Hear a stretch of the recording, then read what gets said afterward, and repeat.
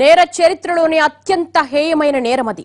ఆ నేరం దేశ చరిత్రలోనే అత్యంత తీవ్రమైన ఉద్యమానికి పునాది వేసింది. ఆ ఉద్యమం న్యాయ చరిత్రలోనే అత్యంత కీలకమైన తీర్పుకు కారణమైంది. ఇంతలా యావత్ దేశాన్ని ప్రభావితం చేసిన నిర్భయ ఘటనలో సర్వోన్నత న్యాయస్థానం దోషులకు ఊరేస్తారని కింది కోర్టు తీర్పును సమర్థించింది. నిర్భయ కేసులో సుప్రీంకోర్టు ఇచ్చిన తీర్పుపై సర్వత్రా హర్షాతిరేకాలు వ్యక్తమవుతున్నాయి.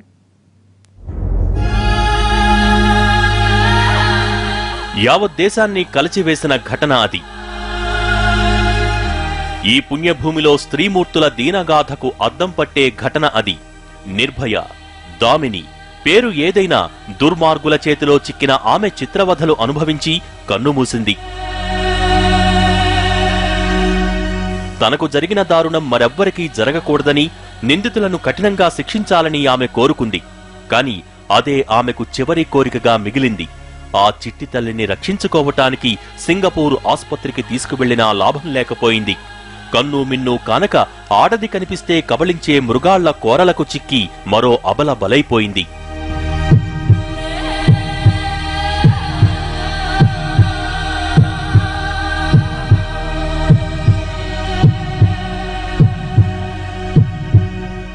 నిర్భయకు జరిగిన దారుణం మనసున్న ప్రతి ఒక్కరికీ కంటతడి పెట్టించింది.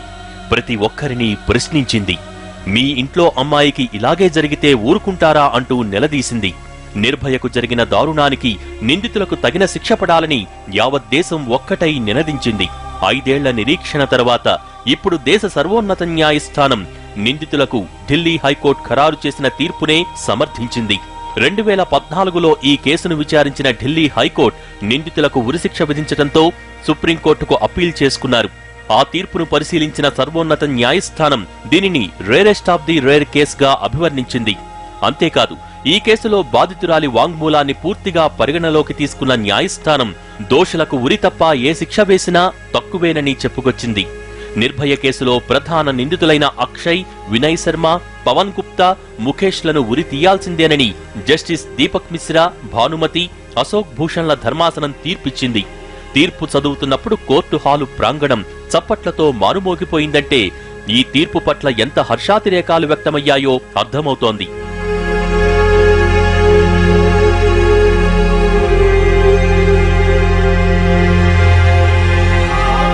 ये फैसला हमारे लिए ही नहीं बल्कि पूरे देश के लिए एक बहुत बड़ा फैसला है। और जिस तरह से ये घटना भी एक अजीबोगरीब थी, वैसे ही ये फैसला भी बिल्कुल न्याय मिला। हम न्याय के एक कदम और आगे बढ़ गए। अभी लड़ाई है, लेकिन ये बहुत बड़ा फैसला था यहाँ पे। तो मुझे उम्मीद थी कि डर तो था, लेकिन डर से ज़्यादा हमें विश्वास था कि जिस तरह से क्राइम हुआ है वो उनको सजा जरूर मिलेगी। 2012 డిసెంబర్ 16 రాత్రి 9 గంటల 15 నిమిషాలు ఢిల్లీలోని మునిర్కా బస్ స్టాప్ లో తన స్నేహితుడితో పాటు వెయిట్ చేస్తున్న జ్యోతి సింగ్ పాండే అక్కడికి వచ్చిన ఓ బస్ ఎక్కి ద్వారక వెళ్లేందుకు టికెట్ తీసుకున్నారు.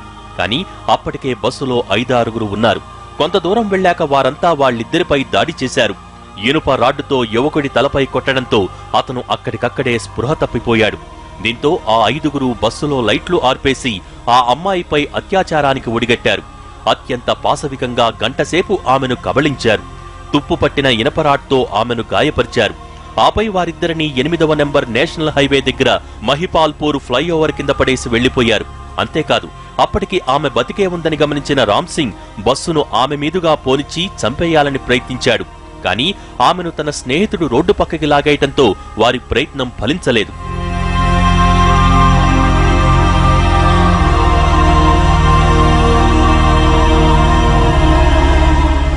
ఆమెకు చికిత్స చేసిన డాక్టర్లు అంత దారుణమైన కేస్ ఎప్పుడూ చూడలేదన్నారంటే ఆమెను ఎంతలా హింసించారో అర్థమవుతోంది. ఆమెపై అఘాయిత్యం జరుగుతున్నంతసేపు డ్రైవర్ రామ్ సింగ్ రాజధాని వీధుల్లో బస్సును తిప్పుతూనే ఉన్నాడు. ఈ ఘటన గురించి తెలియగానే యావత్ దేశం ఆగ్రహోదగ్రమైంది. యువత ఢిల్లీ వీధుల్లో ఆందోళనలు చేపట్టింది. మాకు రక్షణ లేదా అంటూ మహిళా లోకం గర్జించింది.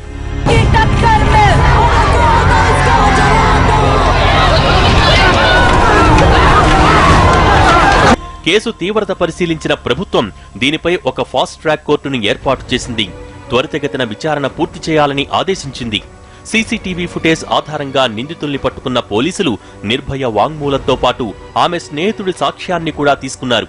కేసు పూర్వాపరాలు పరిశీలించిన ఫాస్ట్ ట్రాక్ కోర్టు 2013 సెప్టెంబర్ 13న నిందితులైన ముఖేష్, అక్షయ్ కుమార్, పవన్ గుప్తా, వినయ్ శర్మలను చనిపోయే వరకు ఉరితీయాలని తీర్పిచ్చింది. ఇక మిగిలిన ఇద్దరిలో బస్సు డ్రైవర్ రామ్ సింగ్ తీహార్ జైల్లో ఆత్మహత్య చేసుకున్నాడు. ఇక మరో నిందితుడైన రాజు వయస్సు 16 ఏళ్లలోపే ఉండటంతో అతణ్ణి జువైనల్ చట్టాల ప్రకారం విచారించి 3 ఏళ్ల జైలు శిక్ష విధించారు. నిందితుల తరపు న్యాయవాది హైకోర్టుకు అప్పీల్ చేయడంతో ఢిల్లీ హైకోర్టు 2 ఏళ్ల పాటు కేసును విచారించి 2014 మార్చిలో వీరికి ఉరిశిక్షే సరైందని మరోసారి కింది కోర్టు తీర్పును సమర్థించింది. నిందితులు మరోసారి అప్పీల్ చేయడంతో ఇప్పుడు సుప్రీంకోర్టు కూడా కింది కోర్టు తీర్పు 100కి 100 పాళ్లు సరైందేనని చెప్పుకొచ్చింది. సుప్రీంకోర్టు తీర్పు మీద సర్వత్రా హర్షాతిరేకాలు వెల్లువెత్తుతున్నాయి. అంటే శిక్షలు సత్వర న్యాయం జరగాలి. ఇన్నేళ్లు ఇప్పుడంటే ఇది కనీసం 4.5 ఏళ్లకు తీర్పు వచ్చింది. 15 ఏళ్ళు, 16 ఏళ్ళు, 20 ఏళ్ళు కూడా తీర్పు రాకుండా నడుస్తున్న కేసులు ఉన్నాయి, రద్దు అయిపోతున్నాయి కూడా ఉన్నాయి. వాళ్ళని వదిలేస్తున్నారు కూడా, బెయిల్ ఇచ్చేసో లేకపోతే విడుదల చేసేసో, సాక్ష్యాలు లేవని. అట్లా సత్వర న్యాయం జరగాలి. వితిన్ 1 ఇయర్ న్యాయం కనుక జరగగలిగితే తప్పకుండా భయం అంటూ ఉంటుంది.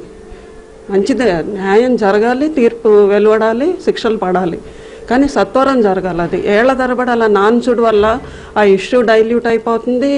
వీళ్ళు సాక్షుల్ని కొనేసే అవకాశాలు ఉంటాయి, ఇవన్నీ కూడా ఉంటాయి. కాబట్టి సత్వర న్యాయం ఇమ్మీడియట్గా కోర్టు, చిన్న కోర్టు అన్నా వెంటనే నడిపి తీర్పులు వెలువడేలా చూడాలి. సత్వర న్యాయం అనేది ఇంపార్టెంట్. 5 ఏళ్ల తర్వాత ఎట్టకేలకు నిర్భయ కేసులో తుది తీర్పు వచ్చింది. నిజానికి ఈ కేసుపై దేశవ్యాప్తంగా ఆందోళనలు వెల్లువెత్తడంతో ఇంత వేగంగా దర్యాప్తు పూర్తి చేసి తీర్పిచ్చారు. ఈ తీర్పుతో దేశం మొత్తం మారిపోతుందా? నిర్భయకు నిజంగా న్యాయం జరిగిందా? బ్రేక్ తర్వాత చూద్దాం.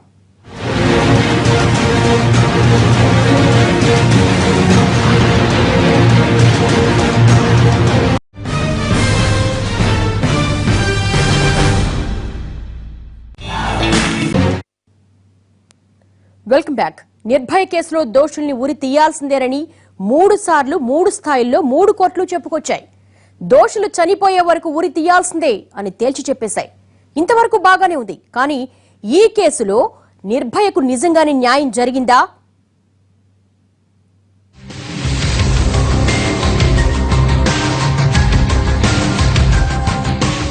అడుగు బయట పెడితే అత్యాచారం, చదువుకని స్కూలుకెళ్తే హత్యాచారం, కదిలే బస్సులో, ప్రైవేటు ట్యాక్సీలో, నడి రోడ్డు మీద, నట్టింట్లో ఇలా కామాంధుల కీచకత్వానికి అన్నీ వేదికలే. ఇలాంటి మృగాళ్లున్న దేశంలో మహిళలకు రక్షణ అన్నది ఎప్పటికీ తీరని కలే. అమ్మాయిల్నే కాదు, అమ్మల్ని, అవ్వల్ని కూడా కాటేస్తున్న కామాంధుల రాజ్యంలో, కళ్ళుండి చూడలేని నాగరిక పాలనలో అరగంటకో అబల అత్యాచారానికి బలైపోతున్న పుణ్యభూమి మనది. అనునిత్యం వేధింపుల అకృత్యాల బారిన పడుతున్న కర్మభూమి మనది. తెల్లారితే చాలు యత్ర నార్యస్తు పూజ్యంతే అంటూ ఆర్యోక్తులు వల్లిస్తాం. స్త్రీలను గౌరవించడం మన సంప్రదాయమంటూ బస్సులపై రాస్తాం.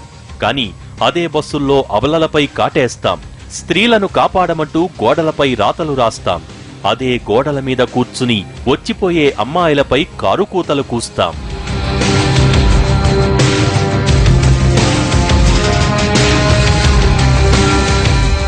యుగాలుగా సనాతన సంప్రదాయాల ఉట్టిపట్టుకుని వేలాడే మనలాంటి దేశంలో సగటు మహిళకు రక్షణ అన్నది భూతద్దం పెట్టి వెతికినా కనిపించని బ్రహ్మపదార్థమైపోయింది. నిర్భయ ఘటన ఒక్కటే దేశాన్ని కదిలించిందా? నిర్భయ దాడి తరువాత దేశంలో అత్యాచారాలు జరగనేలేదా? వాటిలో బాధితులందరికీ న్యాయం జరిగిందా? నిర్భయ కేసు మాదిరిగానే అన్ని కేసుల్లోనూ విచారణ త్వరితగతిన పూర్తయిందా? ఇలాంటి ప్రశ్నలన్నింటికీ ప్రశ్నలే సమాధానంగా మిగులుతున్నాయి. ఎక్కడి వరకో ఎందుకు, నిర్భయ కేసులో బాధితురాలికే న్యాయం జరిగిందా అని ప్రశ్నించినా వచ్చే సమాధానం శూన్యమే.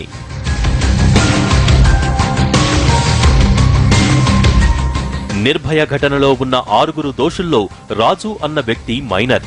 కానీ ఆనాటి రాక్షస పర్వంలో అత్యంత క్రూరంగా, పైశాచికంగా వ్యవహరించింది కూడా ఆ మైనరే. కానీ విచారణ దగ్గరకొచ్చేసరికి మాత్రం మిగిలిన 5గురిని ఒక రకంగా, ఈ మైనర్ నిందితుణ్ణి మాత్రం సపరేటుగా జువైనల్ చట్టాల ప్రకారం విచారించి కేవలం 3 ఏళ్ల శిక్ష విధించారు. ఇప్పుడు సదరు నిందితుడు శిక్షాకాలం పూర్తయి హాయిగా బయట తిరుగుతున్నాడు. మరి నిజంగా నిర్భయకి న్యాయం జరిగిందా? 3 ఏళ్ల శిక్షతో బయటపడ్డ మైనర్ మళ్లీ తప్పు చేయడని ఏ న్యాయస్థానమైనా రాసివ్వగలదా? ఆ 3 ఏళ్ల శిక్షాకాలంతో అతనిలో పరివర్తన వచ్చిందని జువైనల్ జైళ్లు చెప్పగలవా? ఈ అంశంపైన దేశవ్యాప్తంగా ఆందోళనలు జరిగాయి. నిందితులు మైనర్లైనంత మాత్రాన అతను చేసే నేరం తీవ్రస్థాయిలో ఉంటే వాళ్లను జువైనల్ చట్టాల ప్రకారమే శిక్షించాలనుకోవటం పొరపాటన్న నిరసనలు మిన్నంటాయి. దీంతో ఇండియన్ పీనల్ కోడ్లో జువైనల్ చట్టాన్ని సవరించారు. 16 నుంచి 18 ఏళ్ల మధ్య వయసున్న వారు తీవ్రమైన నేరాలు చేస్తే వారిని పెద్దవాళ్లుగానే భావించాలని చట్ట సవరణ చేశారు. కానీ నిర్భయ ఘటనలో అత్యంత అమానవీయంగా ప్రవర్తించిన మైనర్ రాజు మాత్రం ఇప్పుడు హాయిగా బయట తిరుగుతున్నాడు. మరి ఈ కోణంలో చూస్తే నిర్భయకు న్యాయం జరిగిందా అంటే లేదన్నదే సమాధానంగా వస్తోంది. చట్టాల్లో అద్భుతమైన సవరణలు తెచ్చాం, అందరూ పార్లమెంట్లో వేరంగా లేశారు. కానీ చివరికి వచ్చేసరికి అమలుకి సంబంధించి ఏమిటి అనే ప్రశ్న వస్తే గుండు సున్నా. నిర్భయ మరణించిన దగ్గర నుంచి ఇప్పటికీ ఏడాదికి 10,000 చొప్పున స్త్రీల మీద క్రైమ్ పెరుగుతోంది. అప్పుడు 30 నిమిషాలకు ఒక అత్యాచారం జరిగితే ఇప్పుడు 19 నిమిషాలకు ఒక అత్యాచారం జరుగుతోంది. అప్పుడు ఆ మరుసటి సంవత్సరం 1000 రూపాయలు కేటాయిస్తే ఇప్పుడు నిర్భయ నిధికి 4,000 కేటాయించారు. ఆ 4,000 అక్కడ పెట్టుకొని భద్రంగా నిధిగా పెట్టుకున్నారు తప్ప స్త్రీల మీద అత్యాచారాలు నివారించడానికి ఆ నిధిని ఖర్చు పెట్టలేదు. అంటే చట్టాలు చేయడం కాదు, వాటి ఇంప్లిమెంటేషన్లో ఎక్కడెక్కడ ఫెయిల్యూర్స్ ఉన్నాయో వాటిని సరిచేసుకోమని జస్టిస్ వర్మ చెప్పారు. ఆ పని ఇప్పటి వరకు జరగలేదు. పోనీ 3 సార్లు ఉరిశిక్షలు ఖరారైనా మిగిలిన 4 నిందితుల్లో అయినా రవ్వంతైనా పశ్చాత్తాపం కలిగిందా అని ప్రశ్నించుకుంటే వాళ్లంతా తాము చేసిన తప్పును సమర్థించుకుంటున్నారే తప్ప రవ్వంతా కూడా తప్పు చేసినట్టు భావించటం లేదు. ఈ 4 రాజు తర్వాత అత్యంత క్రూరంగా ప్రవర్తించి నిర్భయ మీద దాడి చేసిన ముఖేష్ 2 ఏళ్ల కిందట బీబీసీకిచ్చిన ఇంటర్వ్యూలో చెప్పిన మాటలు వింటే మన చట్టాలు, జైళ్లు అతనిలో ఎంత మార్పు తెచ్చాయో అర్థమవుతుంది. ఒక్క చేత్తోనే చప్పట్లు కొట్టడం సాధ్యం కాదు, 2 చేతులు ఉంటేనే శబ్దం వస్తుంది. సంప్రదాయమైన అమ్మాయి రాత్రి 9 గంటలప్పుడలా బయట తిరగదు. అబ్బాయిలు, అమ్మాయిలు ఎప్పుడూ సమానం కాదు. ఇంటి పని, ఇళ్ళు చూసుకోవటం అమ్మాయిల పని. అంతేకాని డిస్కోలకి, బార్లకి తిరగటం, రాత్రి వేళల్లో తప్పుడు దుస్తులు వేసుకుని తప్పుడు పనులు చేయటం వారికి తగదు. అమ్మాయిల్లో మంచివాళ్లు 20% మందే. అత్యాచారం చేస్తున్నప్పుడు ఆమె ప్రతిఘటించలేదు. వాళ్లను మరింత ప్రోత్సహించినట్టుగా మౌనంగా ఉండిపోయింది. అందుకే వాళ్లు తన బాయ్ ఫ్రెండ్ని మాత్రమే కొట్టిపడేశారు. ఇక రేపిస్టులకు ఇలా ఉరిశిక్షలు వేయటం వల్ల అది అమ్మాయిలకు భద్రత పెంచటం కాదు, మరింత ప్రమాదకరంగా మారుతుంది. గతంలో ఎవరైనా అత్యాచారం చేశాక ఆ అమ్మాయి ఎవరికీ చెప్పుకోలేదులే అని వదిలేసేవారు. కానీ ఇప్పుడు ముఖ్యంగా నేర ప్రవృత్తి ఉన్నవారైతే తాము చట్టానికి చిక్కకుండా అమ్మాయిల్ని చంపేస్తున్నారు. ఇది నిర్భయ కేసులో కీలక నిందితుడు ముఖేష్ అభిప్రాయం. ఇదేదో 2 ఏళ్ల కిందటి అతని అభిప్రాయం కాదు, ఇప్పటికీ అతని భావన అదే.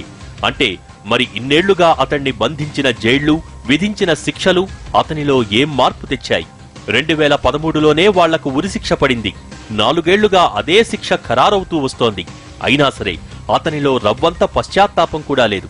సరే, ముఖేష్ అంటే చదువుకోని మూర్ఖుడు, అందుకే అలా మాట్లాడాడనుకోవచ్చు.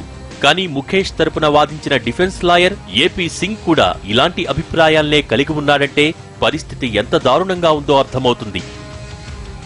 ఒకవేళ నా కుమార్తె కాని, నా చెల్లెలు కాని పెళ్లికి ముందే తప్పు చేస్తే, తన వ్యక్తిత్వాన్ని వదిలేసి తప్పులు చేస్తే వాళ్లను నా ఫామ్ హౌస్కి తీసుకువెళ్లి నా కుటుంబం ముందే వాళ్లపై పెట్రోల్ పోసి తగులబెట్టేస్తాను. ఇది దేశంలో రాజ్యాంగాన్ని, చట్టాల్ని చదివిన ఒక లాయర్కి స్త్రీల మీద ఉన్న అభిప్రాయం. దేశంలో ఉన్న మిగిలిన మగాళ్ల ఆలోచనలు ఏ స్థాయిలో ఉన్నాయో ఈ ఇద్దరి మాటలు వింటే అర్థమవుతోంది. మరి వీళ్లలోనే ఆ మార్పు రాలేదంటే నిర్భయకి న్యాయం జరిగినట్టా? అంతేకాదు, ఇప్పటికీ నిర్భయ దోషులకు మరోసారి అప్పీల్ చేసుకునే అవకాశముంది. అదే నిజమైతే నిర్భయకు నిజంగా న్యాయం జరిగినట్టేనా? వీళ్లకు మరోసారి అదే శిక్ష ఖరారు చేస్తారు, క్షమాభిక్ష కూడా ప్రసాదించరు. ఆపై వీళ్లను ఉరితీసినా దాని ప్రభావం సభ్య సమాజం మీద ఎంతమేర ఉంటుందన్నదే సర్వత్రా వినిపిస్తున్న ప్రశ్న. ఎందుకంటే నేరస్తులే కాదు, న్యాయాన్ని కాపాడాల్సిన ఏపీ సింగ్ లాంటి లాయర్లు కూడా దోషులకు మించిన ఉన్మాదాన్ని తమ మనసుల్లో దాచుకున్నారు. మరి ఇలాంటి దేశంలో నిర్భయ లాంటి బాధితులకు న్యాయం జరిగినట్టు భావించగలమా?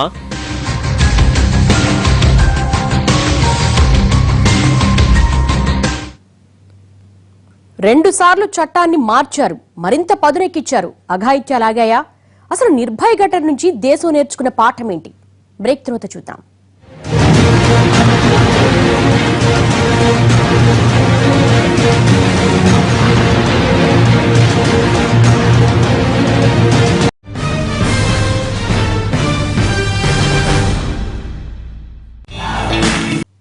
Welcome back.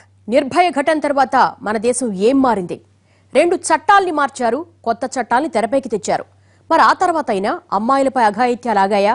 నిర్భయ ఘటన నుంచి దేశం నేర్చుకున్న గుణపాఠం ఏంటి?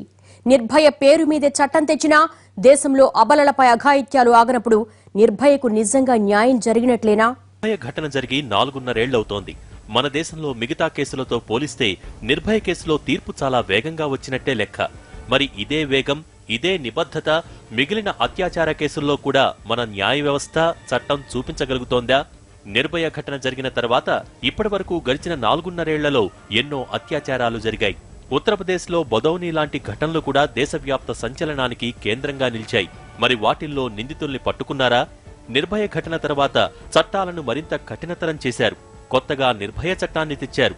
అంటే దేశంలో స్త్రీలపై అత్యాచారాలు, అఘాయిత్యాలు ఆగిపోయినట్టేనా? కొత్తగా వచ్చిన చట్టాలు వాటిని ఆపగలిగాయా? చిన్నా పెద్ద తేడా లేదు, వావి వరుసలు లేవు, తనపర భేదం లేదు. అమ్మాయి అయితే చాలు కామాంధులు కాటేస్తున్నారు. కానీ ఎవరికీ శిక్షలు పడటం లేదు. అదే మన వ్యవస్థలో పెద్ద లోపం. దేశంలో జరుగుతున్న అత్యాచారాల సంఖ్య ఎక్కువే అయినా వాటిలో కొందరు మాత్రమే న్యాయం కోసం ముందుకొస్తున్నారు. 10 దారుణాలు జరిగితే పోలీస్ స్టేషన్కు వచ్చే ఫిర్యాదులు 4. అందులో కేసు నమోదైన వాటిల్లో నిందితుల్ని అరెస్టు చేస్తున్న సందర్భాలు కేవలం 27% మాత్రమే. అంటే 100 అత్యాచారాలు జరిగితే అందులో నిందితుల్ని పట్టుకున్న సందర్భాలు కేవలం 10 అన్నమాట. మరి ఈ కేసుల్లో విచారణలు కొనసాగి నిందితులకు శిక్షలు పడుతున్న లెక్కలు కూడా చూస్తే ఈ కర్మభూమిలో పుట్టిన అతివల వేదన అర్థమవుతుంది. అత్యాచార కేసుల్లో స్థానిక కోర్టు దగ్గర మొదలు పెడితే శిక్షలు పడ్డ ప్రతిసారి పైకోర్టులకు అప్పీళ్లకు వెళ్లి చివరికి సుప్రీంకోర్టు దాకా వెళ్లి శిక్షలు పడుతున్నవి కేవలం ఒకరిద్దరికే. అది మన దేశంలో మహిళకు దక్కుతున్న న్యాయం. ఆడపడుచుల మానానికి రవ్వంత కూడా విలువ ఇవ్వని ఈ సమాజంలో ఉన్నందుకు నిజంగా ప్రతి ఒక్కరూ సిగ్గుపడాలి.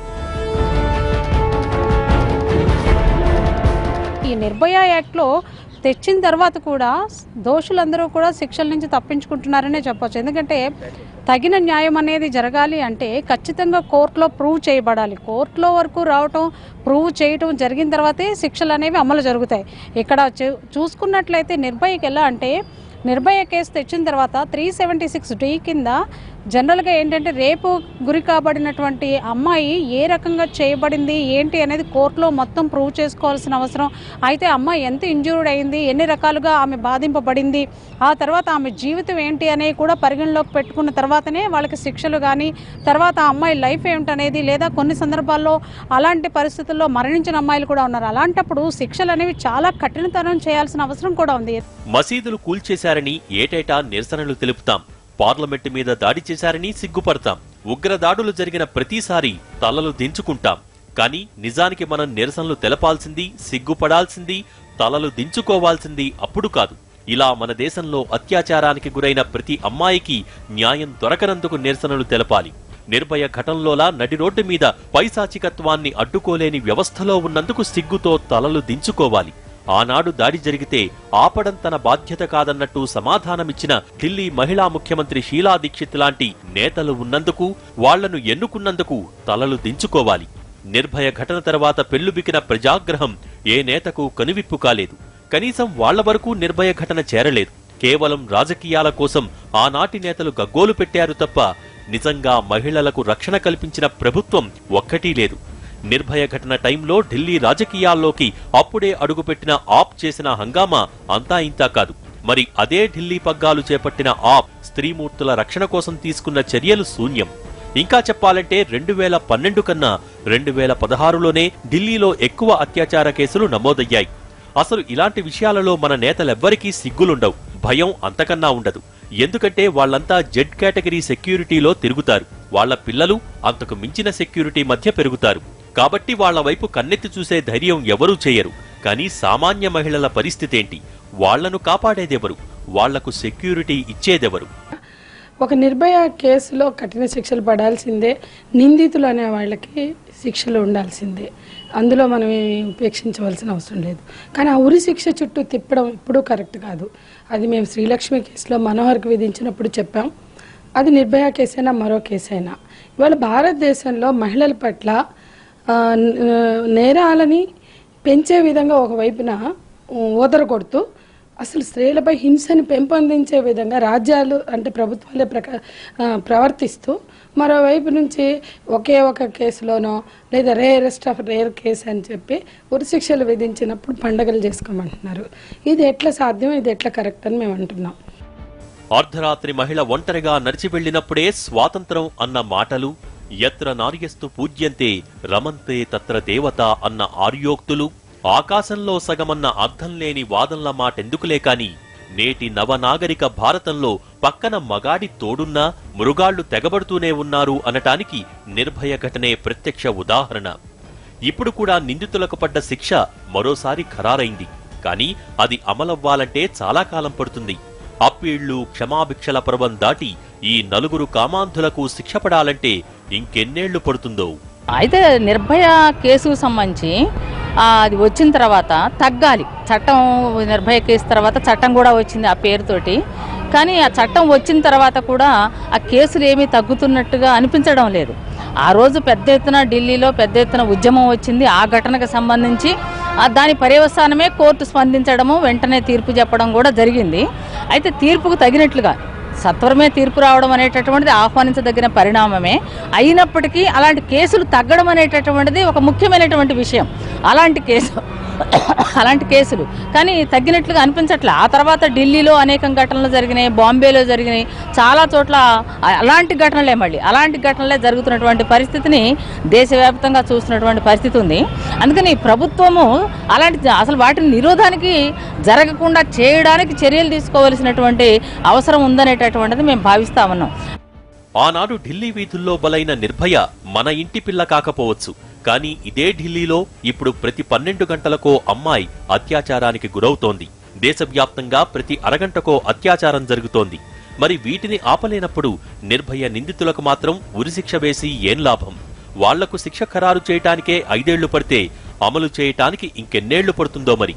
నిర్భయ చట్టం వచ్చాక అబలలపై జరుగుతున్న అత్యాచారాలలో లెక్కలు పెరుగుతూ వచ్చాయే తప్ప తగ్గిన పాపాన పోలేదు. మరి ఈ నిర్భయ చట్టం తెచ్చిందెందుకు? ఈ చట్టం వచ్చాక కూడా అఘాయిత్యాలు తగ్గనప్పుడు ఈ చట్టాలు తెచ్చి ఏం ప్రయోజనం? బాధితురాలకి న్యాయం ఎప్పుడు జరుగుతుందంటే ఇలాంటి సంఘటనలు జరగనప్పుడు బాధితురాలకి న్యాయం జరిగిందని నేను అనుకుంటాను. ఇలాంటి సంఘటనలు మళ్ళీ జరగకుండా ఉన్నప్పుడు, ఇలాంటి నిర్భయలు మళ్ళీ పుట్టకుండా ఉన్నప్పుడు, అంటే నిర్భయ లాంటి కేసులు మళ్ళీ పుట్టకుండా ఉన్నప్పుడు నా బాధితురాలకి న్యాయం జరిగిందని నేను అనుకుంటాను. సమాజంలో ఇలాంటి సంఘటనలు మళ్ళీ జరగకుండా ఈ ఉరిశిక్ష ఆపగలుగుతుందా? ఇది ఛాలెంజ్. నిజంగా ఎవరికి ఛాలెంజ్? భారత న్యాయ వ్యవస్థకి, ప్రభుత్వాలకి, సమాజానికి కూడా ఛాలెంజ్. ఈ 4 వ్యక్తుల ఉరిశిక్షతో ఏం న్యాయం ఆశిస్తున్నారు? దానివలన చనిపోయినటువంటి నిర్భయకి న్యాయం జరుగుతుందా? ఆ అమ్మాయికి న్యాయం జరుగుతుందా? ఆనాడు తన మరణ వాంగ్మూలంలో నిర్భయ కోరింది ఒక్కటే, తనకు జరిగిన అన్యాయం మరే ఇతర అమ్మాయికి జరగకూడదని. మరి ఆమె చివరి కోరిక నెరవేరిందా? ఆమె పేరు మీద చట్టం తెచ్చిన అమ్మాయిలపై అఘాయిత్యాలు ఆపలేకపోతుంటే ఇక నిర్భయకు న్యాయం జరిగిందని ఎలా చెప్పగలం? ఇక దేశవ్యాప్తంగా అత్యాచార కేసుల్లో నిందితులకు శిక్షలు అన్నవి సత్యదూరం కావటంతో కామాంధుల విషపు కోరలకు మన చిట్టి చెల్లెళ్లు చిక్కుతూనే ఉన్నారు. కఠినమైన చట్టాలు లేకుండా ఉన్న చట్టాలను కూడా ధనవంతులకు చుట్టాలుగా మార్చేసి న్యాయాన్ని నడివీధిలో అమ్మేస్తున్నంతకాలం కళ్ల ముందు ఇలాంటి దారుణాలు ఆగాలని ఎంత ఆక్రోశించినా, ఎంతమందిని ఉరితీసినా అవి వృథాయే.